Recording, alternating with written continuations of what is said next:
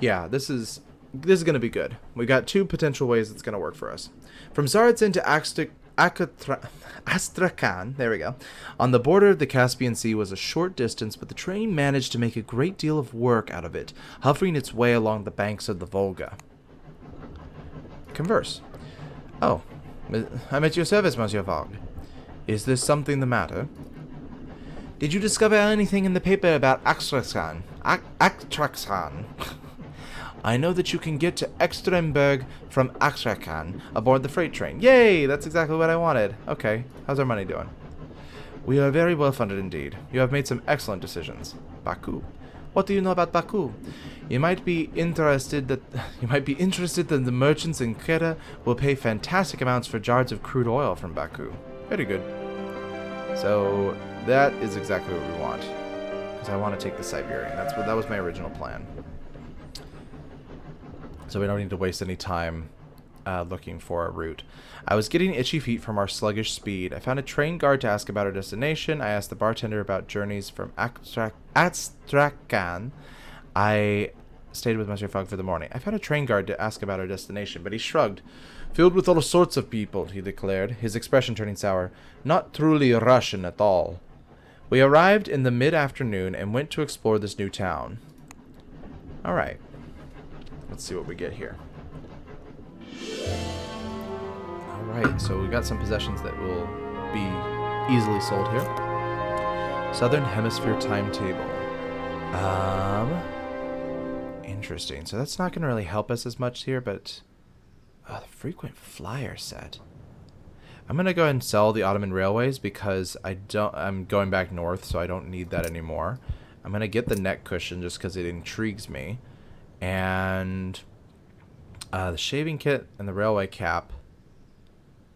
So I can sell this for more here because it's gold. Same with the shaving kit. But I don't want to do that because it makes up our valeting kit. So let's just sell the railway cap. Why not? Watch, this will be the point where I find the other piece to that. And I'm very disappointed. The freight train departs tomorrow at 10 a.m. and it's got plenty of room for us. This so far has been a very pleasant journey. We've been doing real good. So let's stay the night. Pass the night here.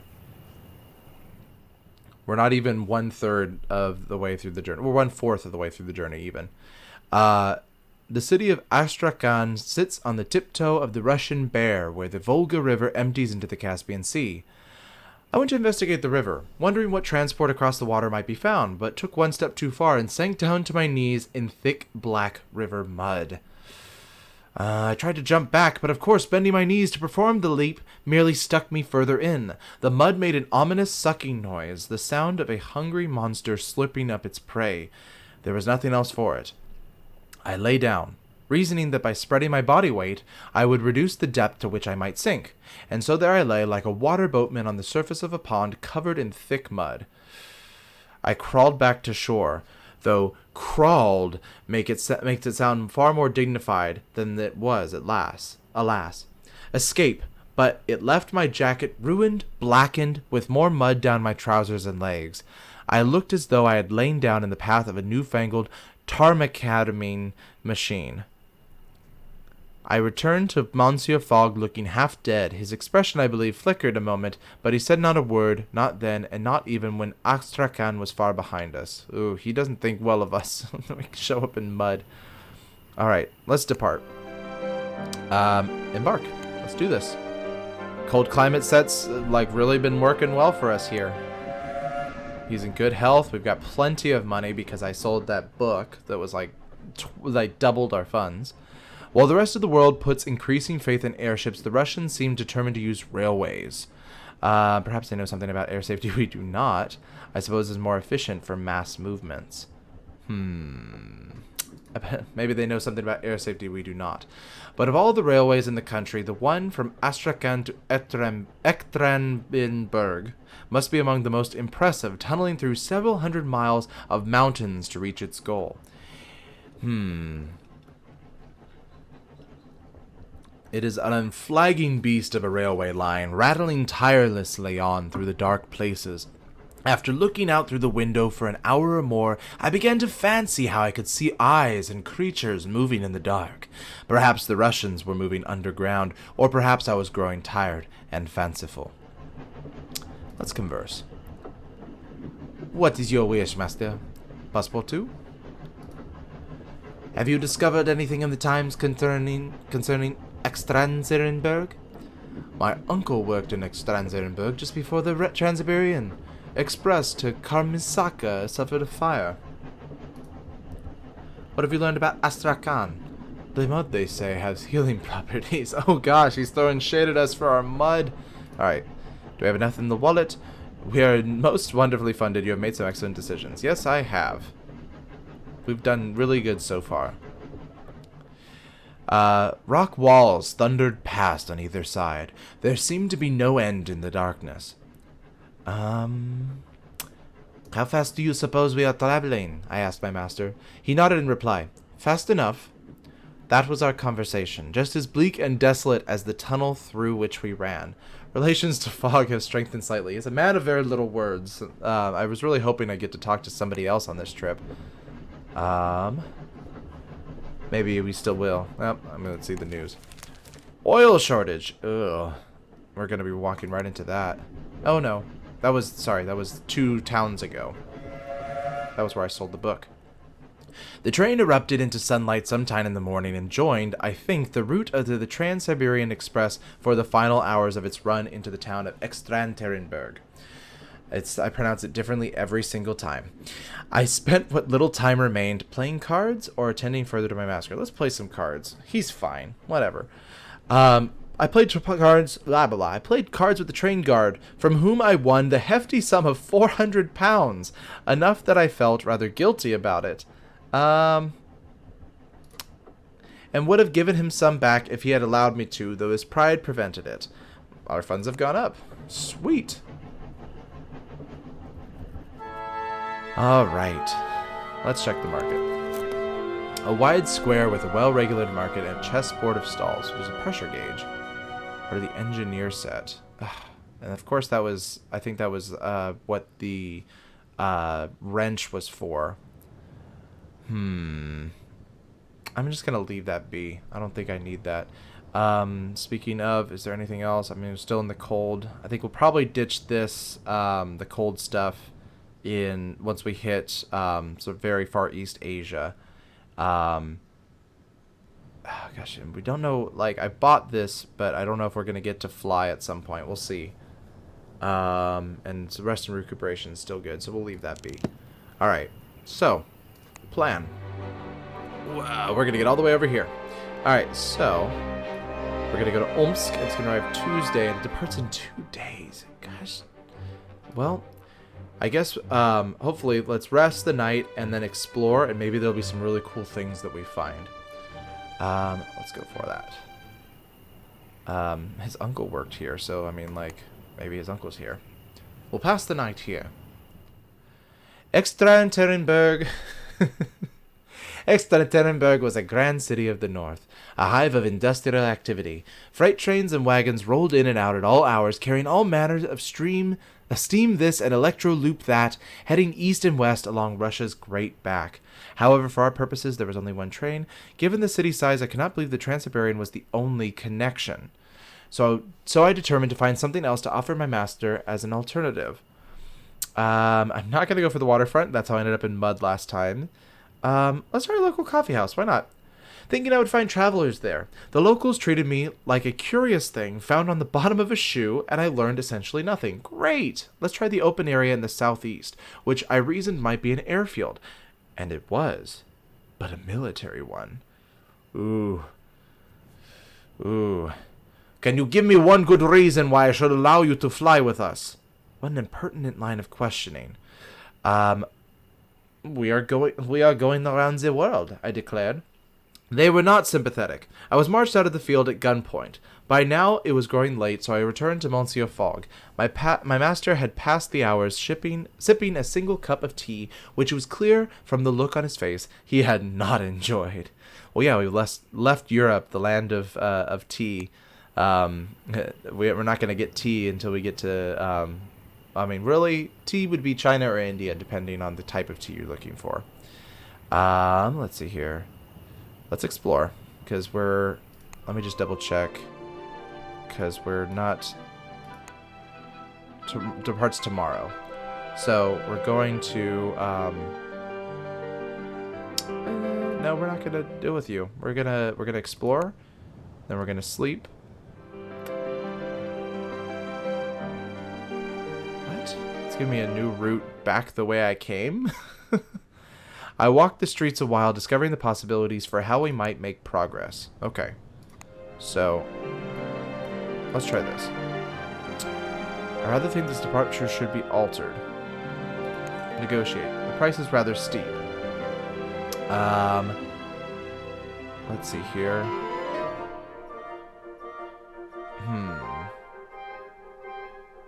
Let's try to negotiate it down. Doesn't seem to have worked. Okay. So let's go ahead and stay the night. Before retiring, I went out to explore a little and found a nervous Russian soldier who was looking for a child, whom I located near a food stall. The soldier thanked me, and as we talked, remarked that there was a irregular hydrofoil service from Astrachan to Tehran.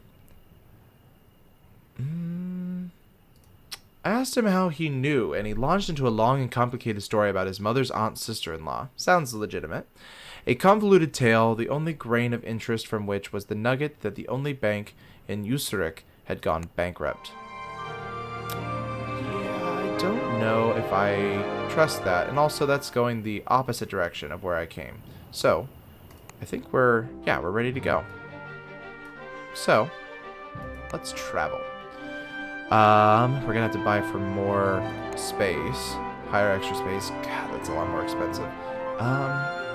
Unless, let's open luggage. No.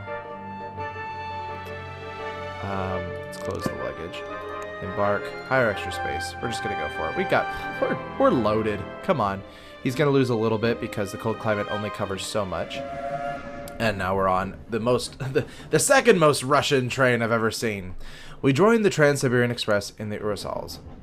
Let's go and wait. Phileas Fogg attempts round-the-world adventure. Heck yeah, we're in the news. We're doing great. We made a ton of money. We didn't get killed by the Russians. It's great.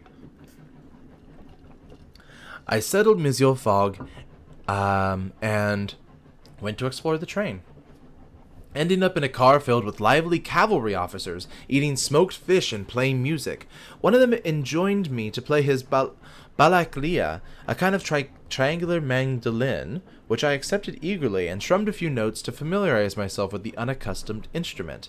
Once happy with its function, I played a new Gilbert and Sullivan tune, which I had the luck to hear performed in Paris before I entered into Monsieur Fogg's service.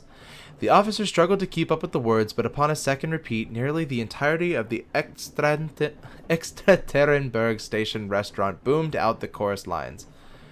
In short, in matters vegetable, animal, and mineral, I am the very model of a modern major general. How did I know that that was going to be the reference that they made?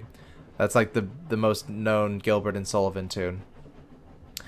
The officers were so pleased by my performance that they very generously gave me a gift of that very same balaklia. I cannot wait to play it for Monsieur Fogg. Nice. The balaklia could fetch a good price in San Francisco if we don't find a use for it. Great. I was gonna play it for you and you know, make sure that you were okay and enjoyed yourself, but no, we gotta sell it. Time on board trains takes on a meditative quality. Let's visit the library car. That's cool. I visited the library car and met Golan, the daughter of a Mongol chieftain who was poring over a thick volume of algebra. You know, what's funny is, I believe, if I'm not mistaken, algebra was invented by the Mongols. So I mean, like, if he's an ignorant French guy, he could consider himself surprised. But I'm going to lament my lack of mathematical skills because that reminds me of myself, who is awful at math. She laughed. I must study algebra if I am to be an engineer in the Imperial Army of Russia. I wish to leave behind my ancestors' warrior past. But you have a glorious history, I replied, aghast. Golan turned a page. A glorious history for men, for war. I am going to make my own history. She folded the book closed. You have traveled, monsieur. They call us barbarians, don't they? She asked. I felt sorry for her and wanted to soften the truth. Who are they and what do they matter? I demanded with fine rhetoric and spirit. Your life is yours. She leaned forward, eyes shining. The truth is, there is more going on in my country than most outsiders know. We are growing fast as a people. What do you mean? I asked, intrigued. This is the age of progress, she replied, tapping her books, of systems and thermodynamics, and my people, we have discovered some very interesting things. I was intrigued. I leaned forward to learn more, but the girl shook her head. I won't tell you, she said, and laughed. I will show you. Tomorrow night, on the deck. Heck yes, I will be there, I nodded. We conversed until supper, and she presented me with her family's sulde, a Mongolian horse-tail banner. I do not need any of my past where I am going, she said. You have it. Do with it what you will. The Mongols sold such a good price. Gosh, he just is all about selling things. We arrived in Omsk today and stepped off the train in the company of a full score of British, Dutch, and German merchants with military officers taking their places. Let's see, as the doors closed, I caught sight of Goland. Yes. Who seemed surprised to see me on the platform. She made as if to call something out, but then the door slammed and the train was away down the track. Oh, how hard it can be to wonder what might have been. The cases felt light compared to the weight of my heart. Aw, we didn't get to hang out with her again. Gosh dang it, I really wanted to see how that would go. Alright, several of our possessions will get a few more pounds here. Let's see here. Yeah, let's go to the market. Fur coat, part of the Russian's gentleman. Oh, good. So we can get the whole thing. It feels weird, though, because, oh gosh, so now we have 4 suitcases. I think we can probably go down a bit. I don't know. A brilliant emerald the size of my fist. Ooh, in Pyongyang. We're going to Pyongyang, I think. I want to say that was part of our thing. Let's just go for it. We got a lot of stuff. So this is the horsetail banner she gave us, and then this is the new instrument, which will be worth money in San Francisco if we can get there with it. Fur coat, no. I mean, I can sell the vodka. Oh, this is worth a lot. Why don't we sell this? Sell a hammer. Let's see. If I do this, and I do this, and I do this. Nope. Can that not fit? There we go. Then we've got the gentleman's outfit, right? Yep, complete. Alright, so let's do that. Or the Russian gentleman's outfit, I should say. And then we could sell it as soon as we're out of Russia. It should protect against cold and help us negotiate times in Russian journeys. Okay, so we're still on the train. Or we're still taking the train over to Irkutsk. What was the... Oh, it was Pyongyang. Okay, right. I'm like, I know Pyongyang because that's North Korea? North Korea. Yes. No? No, Pyongyang is in China. Gosh. Learn geography a little bit better here. Geometry and geography, the 2 things you need to learn. Alright, so yeah, let's take Pyongyang, and then we can probably end up in Japan here. That'd be pretty cool. Alright, let's get to Irkutsk. This is our longest journey yet. Departs tomorrow at 3 p.m. Gosh, we're gonna have to pay a fortune for extra space, but it can't be helped. Alright. So let's rest the night.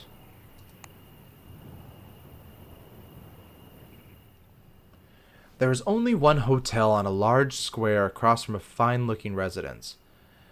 We found our room and warmed up. in front of a roaring log fire built disconcertingly from the same cut logs as the walls, floor, and furniture of the room and the building itself. Yeah, that would make you feel pretty unsafe too. Alright, let's go for it. Irkutsk. Let's do this. Hire extra space. Oh gosh. Russian costume evens it out, so he's still going to be at 100 after this trip. We reboarded the Trans-Siberian Express at Omsk station and settled into our seats. Let's talk. Ah. Greetings, Madame Pavlitskadable. May I see your ticket? How I despise this job. Let's ask about Irkutsk. Can I just say one can travel by freight train from Irkutsk to Beijing? What I really want to know is about... Oh, let's learn about the Pangsao Pass. I've heard of this place. Probably, but there is neither hotel, bank, nor market in Pangsao Pass. Let's ask about... Let's try the vodka. Shot of poison? Why, yes. Let's ask about Beijing. The Beijing Opera is said to be a unique marvel. Yeah, Pyongyang, that's what we want. Can you travel from Beijing to Pyongyang? Who cares? But the quickest way to Pyongyang from here is through Urga. Okay, so we need to figure out how to get to Urga. Let's just ask about some other things while we're here. Gosh. You talk a lot, don't you? Okay, but she's done with me. Alright, new routes discovered. Urga, that's what we want. Yes! So, we can get to Beijing, and then I think from there, we can get to Pyongyang. The lines are thick here, and other trains pass ours frequently. Some are filled with settlers and others with soldiers, packed into 5th and 6th class cars so closely that I wonder if they can even breathe. I saw a darker train go past. Metal cars with iron gratings that seemed to cast shadows as it moved. It was a prison train. Ooh, I wonder if it's going to the gulag. Bound for nowhere, the criminals aboard were simply carried backwards and forwards across the mountains, always moving, never stopping. Interesting. So the train itself is a prison. I saw children's faces held up to the light. The prisoners are allowed to take their families with them. Whether that is a mercy or a worse punishment for a good conscience, I cannot tell. So strange. Let's see who else we could talk to. Greetings, Monsieur de Guston. Let us share a glass of wine together, Monsieur. Let's ask about Urga. I understand one can travel by the Mongol horse caravan from Irkutsk to Urga. You mentioned animals. I have been told my friend used to talk about the rail cart from Salt Lake City to Albuquerque. That is way out of our way right now. we're just trying to get out of Russia.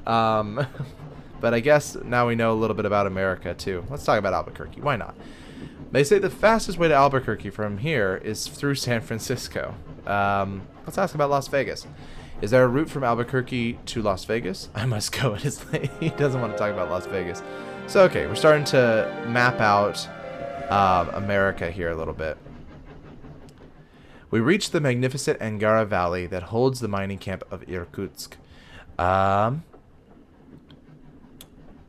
We disembarked as per our tickets. Monsieur Fogg, looking somewhat more perturbed than usual by the bleak surroundings, as the train pulled away, I wondered if we had made a terrible mistake. Ooh. And we're going to go ahead and take a break right here as we wonder whether or not we've made a terrible mistake in Irkutsk.